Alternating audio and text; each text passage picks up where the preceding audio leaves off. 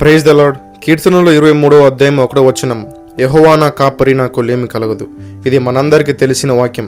కానీ యెహోవా ఎవరికి కాపరి ఉన్నాడో అని తెలుసుకోవాలి. పరిశుద్ధ గ్రంథములో అనేక ఆశీర్వాదమైన మరియు బలపరిచే మాటలు, హెచ్చరించే మాటలు కూడా ఉన్నవి. కానీ మనము ఆశీర్వాదమైన వాక్యముల తట్టు ఎక్కువగా శ్రద్ధ చూపించుతాం. కానీ అన్ని వాక్యములు మనకు అన్వయించదు. ఉదాహరణకు ఒక వాక్యం చూసుకుందాం. నా కొరకు నీతి కిరీటం ఉంచబడి ఉన్నది, ఆ దినమందు నీతిగల న్యాయాధిపతి నాకు ఇచ్చును.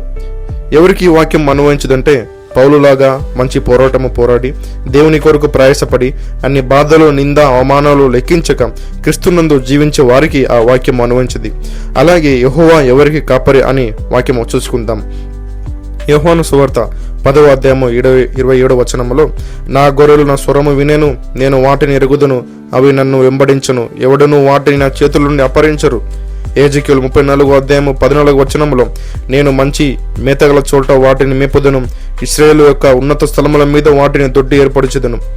ఎవరు దేవుని స్వరము విని ఆయన చెప్పిన మాటలను శ్రద్ధగా ఆలకించి ఆయనతో నడుచుచు ఆయన ఆజ్ఞలను కైకొని దానిని పరిపాలించుచు దివారాత్రులు ఆయన మాటలను ఎల్లప్పుడూ విని అలాగో జీవించే వారికి దేవుడైన యేసు ప్రభు మంచి కాపరి ఉన్నాడు. మరియు వారికి ఇశ్రాయేలు యొక్క ఉన్నత స్థలముల మీద పరుండజేయును. ఆయన మాట వినే వారికి శాంతికరమైన జలముల యొద్ద నడిపించును. గాఢాంధకారపు లోయలు నడిచిన ఏ అపాయము రాదు.